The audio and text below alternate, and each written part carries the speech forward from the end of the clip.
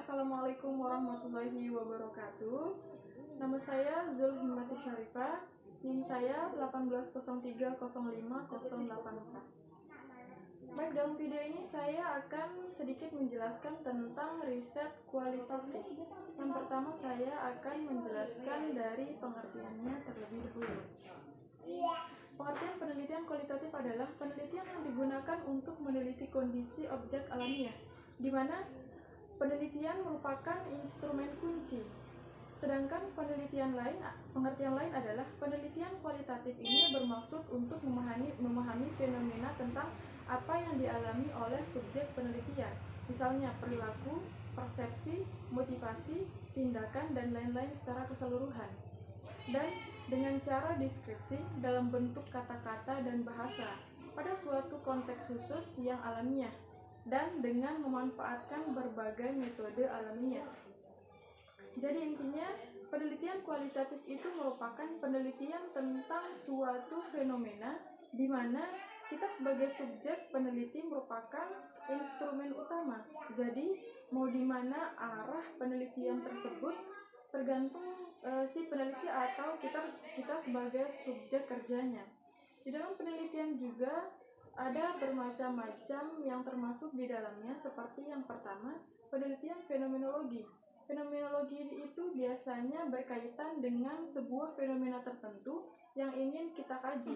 Misalkan fenomena bencana alam atau sebagainya yang kaitannya dengan tatanan masyarakat tertentu. Yang kedua, etnografi.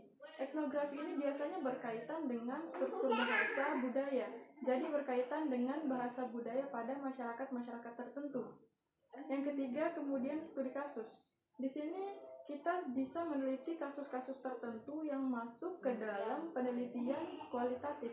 Ada banyak hal ataupun ada banyak kasus yang harus kita teliti di dalam masyarakat kita, yang ada di dalam masyarakat kita, karena itu juga harus berdasarkan dengan kualitas sosial yang ada di masyarakat. Jadi bukan asal sembarangan saja melakukan penelitian tanpa adanya permasalahan ataupun kajian yang ingin kita diskusikan.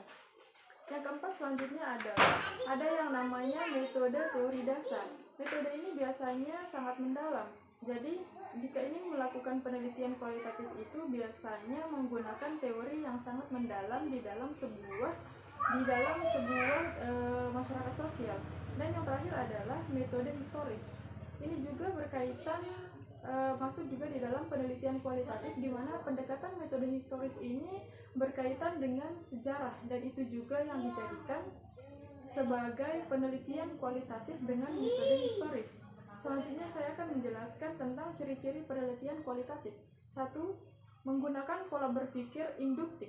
Biasanya penelitian kualitatif ini adalah mengkaji sebuah fenomena khusus yang kemudian ditarik ke umum, dalam artian dalam lingkup mikro, kemudian itu bisa menyimpulkan sebuah karya tertentu.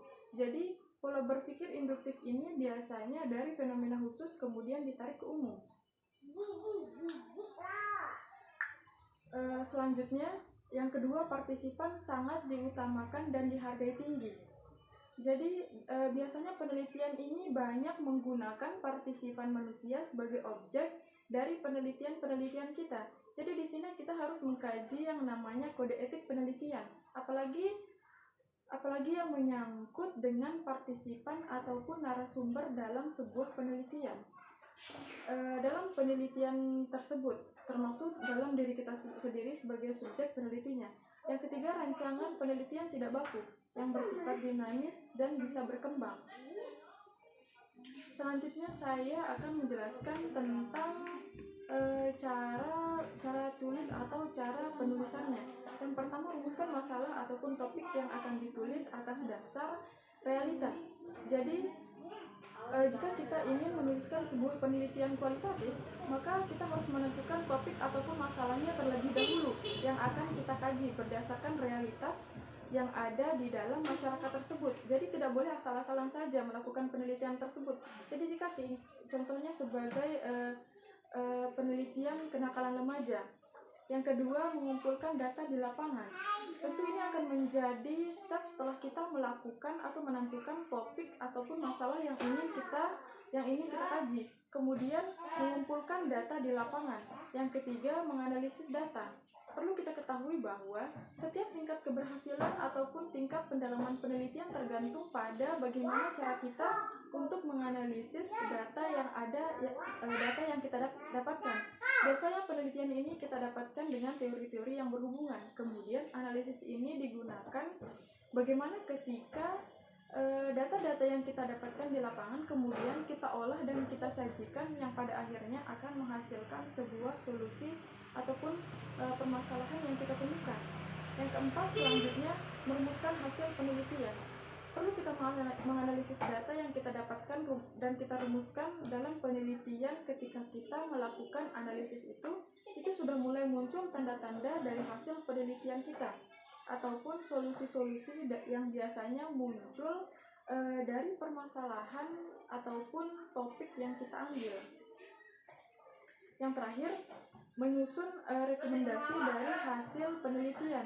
Jangan berpikir bahwa penelitian kualitatif itu tidak berguna atau tidak penting, karena itu pasti ada gunanya. Dan penelitian ini selalu memberikan rekomendasi daripada pemandu kebijakan. Misalkan kita meneliti sebuah fenomena tertentu, misalkan pada pola pemberdayaan dan sebagainya. Kemudian hasil penelitian tersebut kita bisa gunakan untuk meneliti, kita bisa gunakan untuk mendata kebijakan dalam menentukan kebijakan berikutnya yang berkaitan dengan masyarakat secara luas. Baik, mungkin itu saja dari saya. Mohon maaf atas segala kekurangannya. Wabillahi taufiq wal hidayah. Wassalamualaikum warahmatullahi wabarakatuh.